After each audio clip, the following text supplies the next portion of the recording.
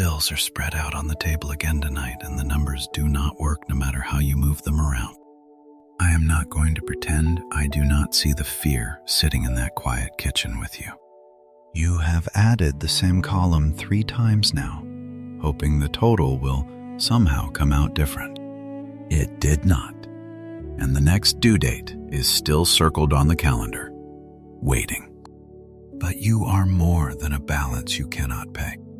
You do not have to have a plan to be here. You do not have to have an answer. So set the pen down for just a moment and breathe with me, slowly, before you pick that weight back up. Before we go one step further, let me be honest with you, because honesty is the only kind thing here. What you are about to receive is an encouragement drawn from the Bible, a reflection offered in faith. It is not a private revelation. It is not a prediction, and it is not a promise that any bill on that table will be paid. It is simply the timeless comfort of Scripture, read gently over you tonight, exactly where you are sitting. And there is one line of Scripture I want to lay underneath everything else tonight. It comes from the Gospel of Matthew, chapter 6, verse 32. Listen to it slowly, the way you would listen to someone who has known you a long time. Your heavenly Father knoweth that ye have need of all these things. Read it again, quietly, in your own heart. Your Father knows, not guesses, not vaguely senses, knows. He knows the exact figure that is keeping you awake. He knows the date you are dreading. This is not me promising you money. I am not promising you that. In the Scriptures, this is simply the voice of the one who made you, telling you that your need is fully seen by him. And tonight, that ancient comfort is being spoken over a tired person at a crowded table. So let these words reach you the way the Bible offers them, as if the Father himself were pulling out the chair beside you and saying, "My child, I see you. I see the stack of envelopes you have been moving from one pile to another, hoping they would shrink. I see the way your stomach tightens when the phone rings from a number you do not recognize. I see the calculator on your phone with the same desperate math typed into it, over and over. And I am not looking at you with disappointment. I am looking at you with tenderness. You thought no one understood how heavy this had become. I understood it before you sat down tonight, and I did not look away. I know the shame has been the heaviest part of all of this, heavier than the numbers even. The quiet belief that you should have done better by now. The voice that says a responsible person would not be here, that everyone else has it figured out. My child, hear me. Your worth was never printed on a bank statement. The amount in your account does not measure the worth of your soul, not by a single cent. You were not made valuable by what you earn, and you are not made worthless by what you owe. The Father who knows your need does not love you by the size of it. He loved you the same when the account was fuller, and he loves you the same tonight. You have been carrying a story about yourself, haven't you? A story that Money Troubles wrote. It tells you that you are a failure, that you are behind, that you are letting people down. It reads your worst financial decisions back to you in the dark, slowly, one regret at a time. It says if people really knew the numbers, they would think less of you.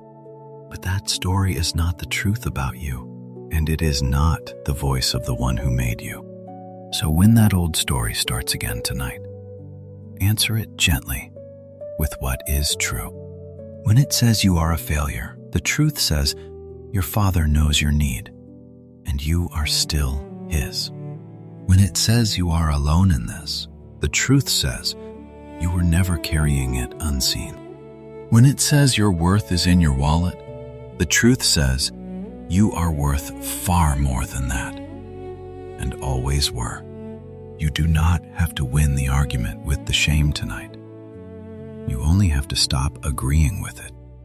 So if you are listening with a knot in your chest, this is for you. If you have been rationing groceries in your head before you even reach the store, this is for you. If you have smiled and said you are fine while quietly doing terrified arithmetic, this is for you. If you have prayed about money so many times that you have almost stopped believing the prayer is heard, this especially is for you. You do not have to pretend here. You do not have to perform a calm you do not feel. You do not have to dress up your fear and make it look like faith. Come as you are, tired and behind and afraid. Come exactly like that. In the Gospel of Matthew, just a few breaths before that verse, the invitation is wide and unhurried. Think of the birds, it says, who do not store up in barns and are fed. Think of the flowers in the field, who do not labor or spin and are clothed in beauty. The point was never that you should do nothing. The point is that you are not forgotten in the doing. If the Father feeds the smallest sparrow, He has not lost track of you at that table. You are not less cared for than a bird on a wire. You are not beneath His attention. The Scriptures do not say your needs are small. They say your Father knows them fully. And I want to say something carefully because I will not lie to you, even to comfort you. I am not telling you the money will appear. I am not telling you the debt will vanish by morning. I will not hand you a promise that only God could keep and dress it up as if I knew the outcome. You have been given enough empty assurances by people who wanted something from you. I will not add to that pile tonight. But here is what the Scriptures do say with confidence. Your need is known, and you are not abandoned in it. Sometimes the deepest comfort is not a number changing, but a father who refuses to leave the room. And I want to speak to the dread of the next due date, because I know it follows you everywhere. It sits with you at dinner. It wakes you at 3 a.m. It rides in the car with you. The whole future has started to look like a row of dates you are afraid you cannot meet. But you were never asked to carry every future date all at once. The Scriptures say not to be anxious for tomorrow will bring its own concerns. That is not a command to stop caring. It is a mercy, lifting tomorrow off of tonight. You only have to be here, in this hour, in this chair, held by a Father who knows. Tomorrow's bill does not have to be paid by tonight's worry. Worry has never once paid a single one. Now, I know you may not feel any of this lifting yet. Fear does not let go quickly when it has had its hands on you for a long time. And that is all right. The truth does not wait for your fear to quiet down before it becomes true. Your Father knows your need, whether your chest feels lighter or not. These words were written long before you were born, so they could find you on a night exactly like this one. So let me say it again, plainly, the way you may have needed to hear it for a long time. You are seen at that table, not judged, seen, known, and still held. The world has taught you to measure yourself by what you have, by what you provide, by whether the numbers behave. But that is not how heaven measures you, and it never has been. Your value was never tied to your income. It was tied to the love of the one who made you. And that love does not climb when your account is full, and it does not fall when your account runs dry. When you are provided for, you are loved. When you are short, you are loved. On the months you got ahead, you were loved. And on the night the math does not work, you are loved still. I want you to think back for just a moment on the lean seasons you were sure would sink you.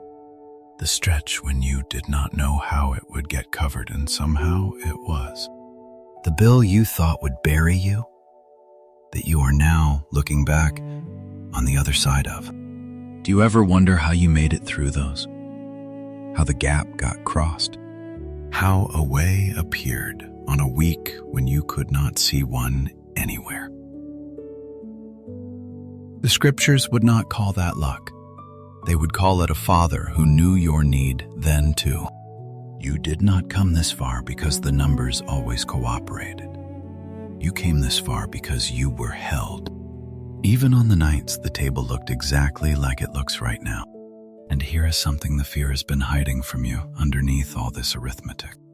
This hard season is teaching you things an easy one never could. You think you have only been losing ground, but you have been learning what truly matters and what never did. You have learned the difference between a want and a need, in a way comfort would never have taught you.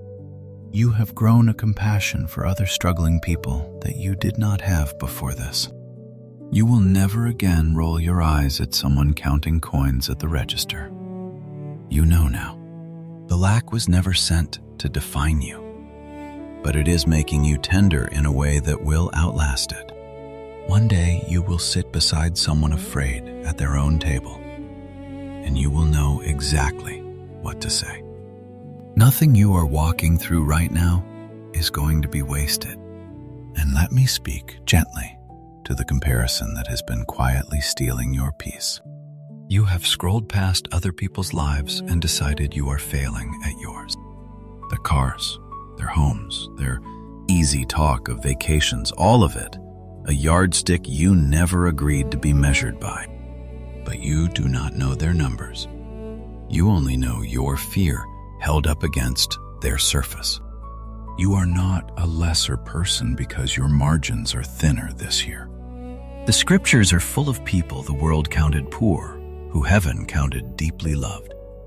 The widow with her 2 small coins, the ones who had little and were never once overlooked. Your bank balance is not your verdict. So stop measuring your worth against a scale that was never honest to begin with. You are exactly where grace can still reach you. And grace has never once required a full account to arrive. So tonight, I am asking you to set down a few things you were never meant to carry. Lay down the shame that has been hiding inside those envelopes. Lay down the secret belief that this lack is a punishment, that you somehow deserve to drown. Lay down the fear that has been writing your whole future in red ink. It has no right to use. You were not made to carry those things, and you were never meant to carry them alone. And about the financial choices you keep replaying, the purchase you regret, the chance you missed, the moment it all started slipping. Hear this carefully, my child. You are not your worst money decision. You are not the sum of what went wrong. The scriptures promise that His mercies are new every morning, new every single morning, which means tomorrow already holds fresh mercy for you before you have done a thing to earn it. Grace was never a reward for the people who managed everything right. It was always a gift for the ones who could not, and that includes you, sitting right there. So lay the regret down too. Not because the past did not happen, but because it does not get to write who you are becoming. If these words have stirred something in you, you do not need to do anything dramatic. You do not owe anyone a comment to make this real. You do not have to prove your faith to a stranger. But if you would like, take this quiet moment and turn it into one small prayer. It can be as simple as this. Father, you know exactly what I need. Help me to trust you while I wait.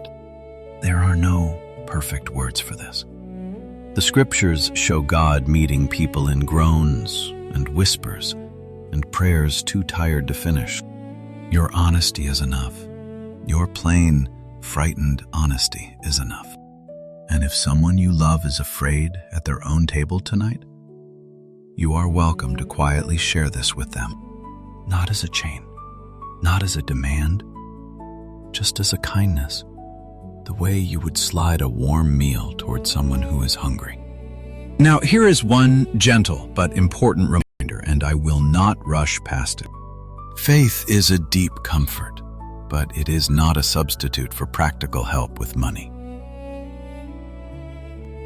If the bills feel like they are pulling you under, please also reach out to a trusted person, a nonprofit financial counselor, or a local assistance program that helps with rent or utilities. Talking to someone about a payment plan or finding real support is not a small or shameful thing. Asking for help is not a failure of faith. It is wisdom, and it is brave. Hope and honest, practical help were always meant to walk together. And before we come to the end, let me ask one simple thing of you. Hold on a little longer. I am not telling you the money troubles suddenly disappear. I am not handing you a date or an amount or a tidy ending wrapped with a bow. I am telling you what faith has always whispered to the worried, that you are seen and your need is known, and you are not facing it alone. You have made it through every difficult month so far, every single one. Look at that. That is not nothing. Your need has been known the whole way here, on the nights you did not even notice you were being carried. And the same care that brought you this far is not about to abandon you at this table now. So when the next date still feels too close, hold on. When the gap still looks too wide, hold on. When you cannot see how the whole thing gets covered, just take the one step in front of you and hold on. So as this message comes toward its close, I want to leave one thing in your hands to carry into tomorrow. You are not your balance, and your need is fully known. So hear that verse once more, the one we built this on, from the Gospel of Matthew, chapter 6, verse 32. Your heavenly Father knoweth that ye have need of all these things. Whatever this season has taken from you, the final word over your life is not lack. You are known by name, by a Father who has counted every need you have. I will not promise you a date. I will not promise you an amount. I will not pretend to know what only God knows. You have been handed enough empty financial promises, and I refuse to add to that pile. But I can leave you with what the scriptures say with full confidence. Your Father knows your need. You are seen at that table, and your worth was never in the numbers. So lift your head tonight. Not because the bills are suddenly paid, but because you were never, not for one moment, sitting there unseen. Take one more slow breath now over that crowded table. And let this be the truth you carry to sleep. You are seen. You are known, and your worth is not your balance. If messages of hope like this one bring you a little peace, you are always welcome to stay close to this quiet corner of the internet, where we simply sit with the scriptures together. And wherever tomorrow takes you, whatever still waits on that table, may you face it knowing the one who made you knows exactly what you need. Peace be with you, my friend. Rest now.